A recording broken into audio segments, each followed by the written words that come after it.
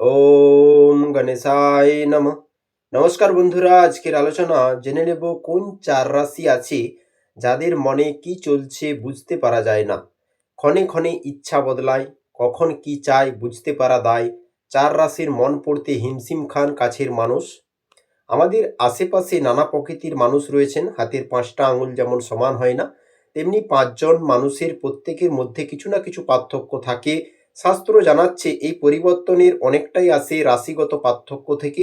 একজন মানুষ কেমন প্রকৃতির সেটা তার রাশি থেকে কিছুটা হলেও বলে দেওয়া যায়।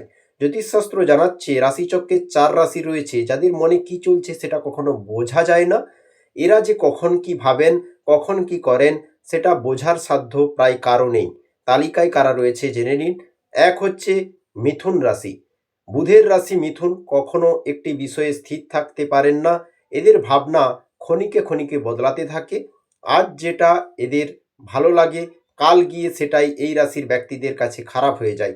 তাই এরা যে কখন কি চায় সেটা আশেপাশের মানুষদের পক্ষে বোঝাটা কঠিন হয়ে পড়ে। দ্বিতীয় রাশি হচ্ছে বৃশ্চিক রাশি। বৃশ্চিক রাশির জাতক জাতিকাদেরও বুঝতে বেগ পেতে হয়।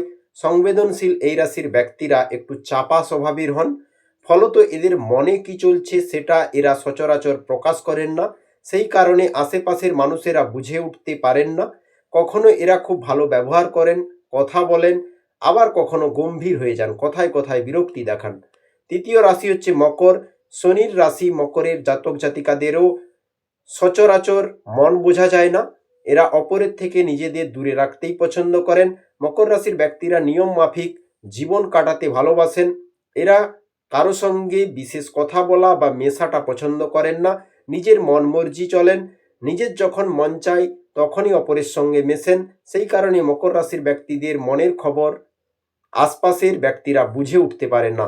চতুর্থ রাশি হচ্ছে কুম্ভ রাশি। ছক ভাঙা কাজ করতে ভালোবাসেন কুম্ভ রাশির জাতক জাতিকারা। এরা স্বাধীন চেতা প্রকৃতির হন।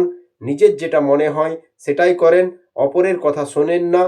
তবে কখন কি করবেন বা কখন কি ইচ্ছা এদের মনে জেগে ওঠে সেটা বলা যায় না। কুম্ভ রাশির জাতক জাতিকারা নিজের খেয়াল খুশি মতো চলতে পছন্দ করেন।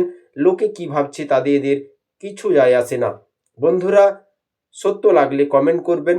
হর হর মহাদেব এবং কৃষ্ণ নাম করুন মানসিক শান্তি পেতে।